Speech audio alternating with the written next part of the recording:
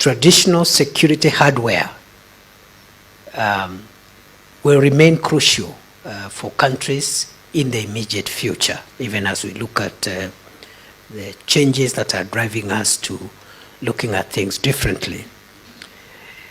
In this regard, I am pleased to report that the government of Kenya has made significant investments in equipping our security forces with the latest equipment into the future.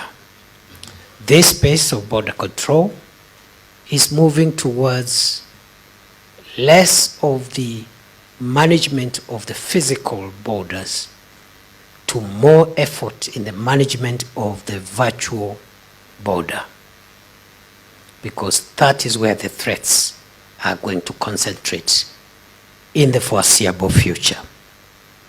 And therefore, the border of the future is going to be secure but contactless, with less human interaction, but with a lot of security checks and controls. The use of technology, in particular digital technology, is going to become crucial for future border control and management. Future border control and management is going to be driven by data. And that is why big data is irrefutably one of the key drivers of the fourth industrial revolution. And therefore, in this space, data is going to be crucial. If you have the data, you are able to secure your territory. If you don't have the data, it doesn't matter the hardware and the human resources that you deploy. Without data, it's going to be very difficult to secure our countries and our world. I also foresee the increasing use of artificial intelligence, cloud computing, and other emerging technologies where border control and management is going to be shared between human interactions and the use of machines. The border of the future is also going to be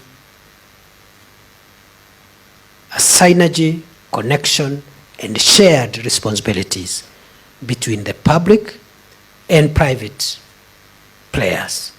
And therefore, this area, which has traditionally been government-driven, is going to be tempered or a bit influenced also by private sector, because of the increasing role of private players, not only in the whole space of human capital movement, trade, and so forth and so on. For us to create border control efficiency, the need for coordination is important. First, the coordination within the national agencies that are involved. And here in Kenya, we have the Border Control Operations Coordinating Committee, BCOCC, which is chaired by the PS responsible for internal security, which exercises oversight over operations of respective agencies at the ports of entry and exit, and also formulating and implementing policies for the management and control of our borders.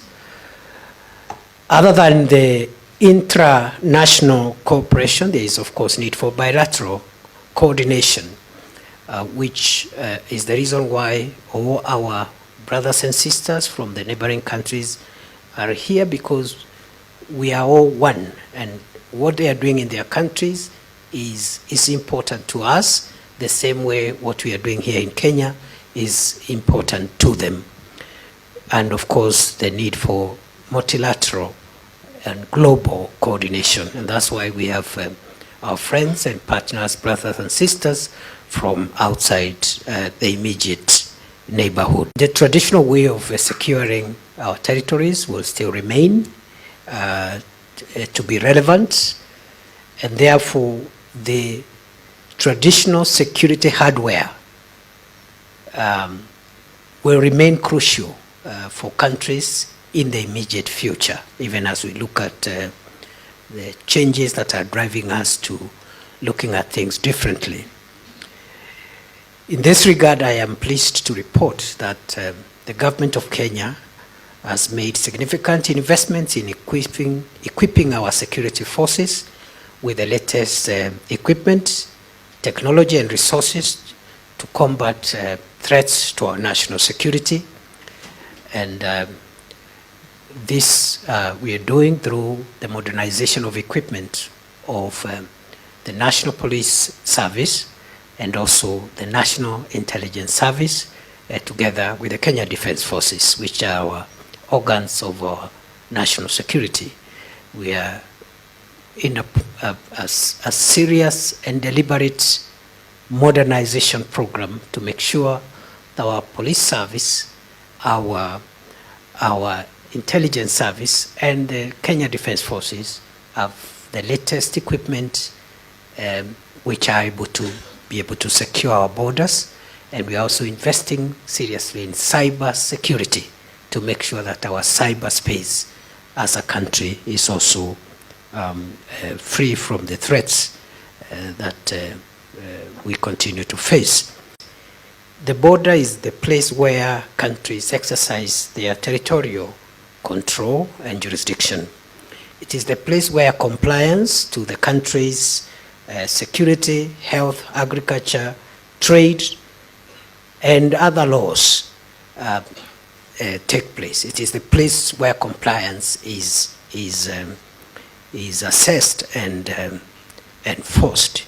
However, the concept of the border has changed, qualitatively speaking, because today, while the physical border still exists, there is also the virtual border, which has brought its own complications and has become even more critical to manage and control, even more than the physical border. So as we struggle in harnessing our efforts to control and manage the physical border, we are confronted with the virtual border, which is giving us even more complications. As you're aware, traditionally we have always looked at our national borders in terms of the airspace, the sea, and also the land.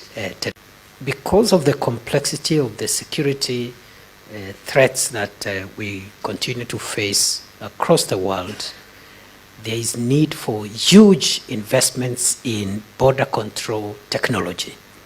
And for many countries, including countries that are fairly well off economically, managing borders in the light of modern threats requires huge resources, and not many countries are able to put together the kind of technology that is required for effective border control and management, including the virtual border that I talked about. Much. Development partners, and they're quite years. It is my honor, sir, to welcome you to the stage. Of us for finding time to be here. I'm aware that we have principals use them before he invites our CS professor Kindiki. Thank you so much. Sudan, they're also on the way coming. We have okay delegation. I'm sure they're also on the way coming from Somalia to be able to put up this conference. We really want to appreciate delegation from administration. There are quite a number over there. Thank you for finding time to be with BCOCC contact persons, deputy county commissioners, and the security teams, the county police commanders, wherever we are, kindly see. And they are actually the majority around here, about 75. of them all here, wherever we are. Border management, so really very thorough, and we are glad to be part of that. And so let me just wish you all a successful conference.